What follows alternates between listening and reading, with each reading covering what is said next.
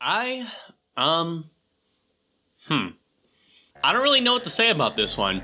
It was short, I guess. Painless, I suppose.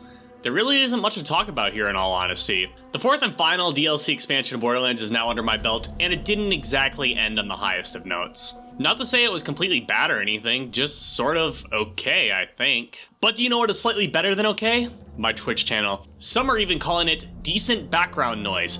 Others are saying it could be worse. With such accolades like that, you wouldn't want to miss a second of what's going on there. So I went ahead and dropped a link in the description for you since I'm such a nice guy and all. And remember, if you enjoyed what you saw in the video today, please consider giving it a like and subscribing. Now, let's finally finish everything that Borderlands has to offer.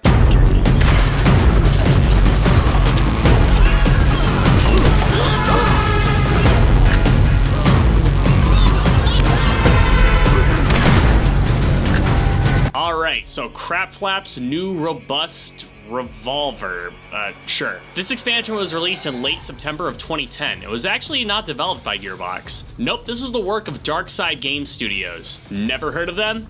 Me neither. This is apparently their most notable project. They also developed the multiplayer component for the game Spec Ops: The Line. You know, the game that's renowned for its single-player campaign that you probably didn't even know had a multiplayer component until I just told you? Yeah, that one. No worries though, this studio also closed down in 2015, so suffice to say, my hopes aren't exactly high for this. The plot centers around that Claptrap that you saw at the end of the base game, beginning a new revolution for all Claptrap units.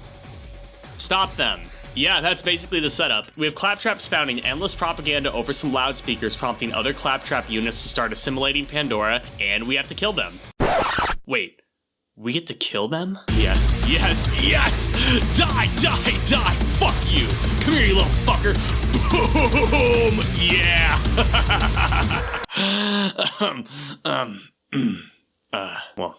Anyways, we meet Mr. Blake, this egg-headed Malcolm McDowell motherfucker who is a VP for Hyperion. Since our goals seem to align, we help him fight off against reanimated Claptrapified versions of past characters, including General Knox, Dr. Ned, and Commandant Steele.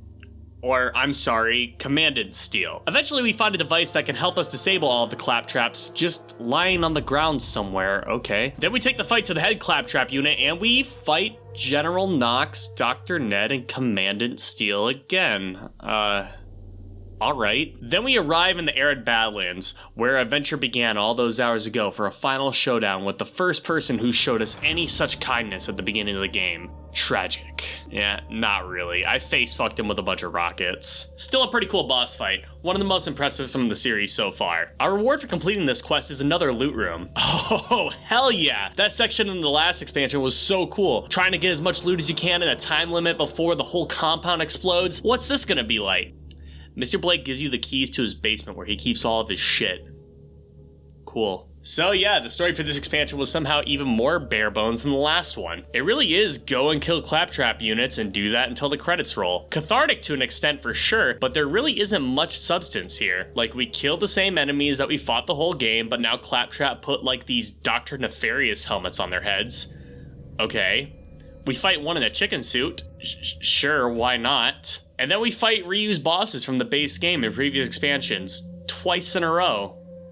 Lame. We get some funny lines from the Claptraps, but they wear out their welcome after the first couple times of hearing the repeated jokes. The setting itself is also kind of lackluster. We're back in the Badlands aesthetic, with nothing much to make the areas stand out from one another. Like, we have another junkyard, seen it, another cave, seen it, and more canyons, seen it. Pretty much all of the assets are taken from the base game or earlier expansions, and there isn't really much that differentiates them from one another. I think the town of Tartarus Station is pretty cool aesthetically. It's a bit big and convoluted to get around, but still visually pretty interesting. Actually, come to think of it, a lot of the areas were just unnecessarily big. Like, look at some of the paths and dividing faults. This area is huge with a ton of different side paths, but there isn't anything to do down them. Or what about Scorched Snake Canyon? It looks like Link should be trying to seal away Demise in this big ass arena, but there's nothing here.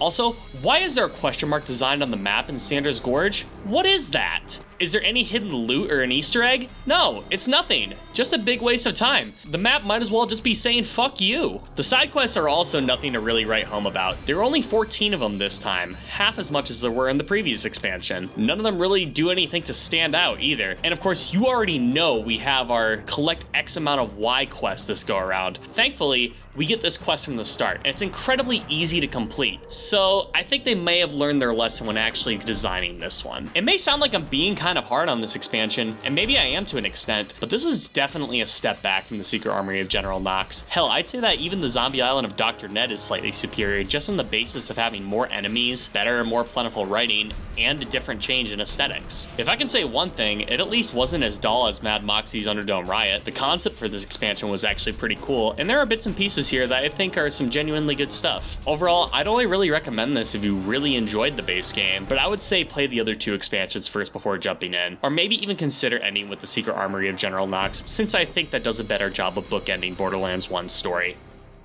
Well, this has been an interesting little romp. I'm glad I decided to break these expansions down in their own videos, as I think it allowed me to appreciate or dread them all individually rather than as a collective. I want to take some time away from this series for a while. Now, I fully intend on coming back and talking about Borderlands 2 someday soon, and then somewhere down the line talking about the pre-sequel in 3, and maybe even Tales from the Borderlands. But for now, I think a change in subject will do me good. A palate cleanse, so to say. So next time, we're going to be diving in with Deus Ex, and I'm really looking forward to that one. So, thank you all for watching. What was your favorite memory of this expansion? Please feel free to comment below, and if you enjoyed the video today, please give it a like and consider subscribing. I'll catch you guys in the next one.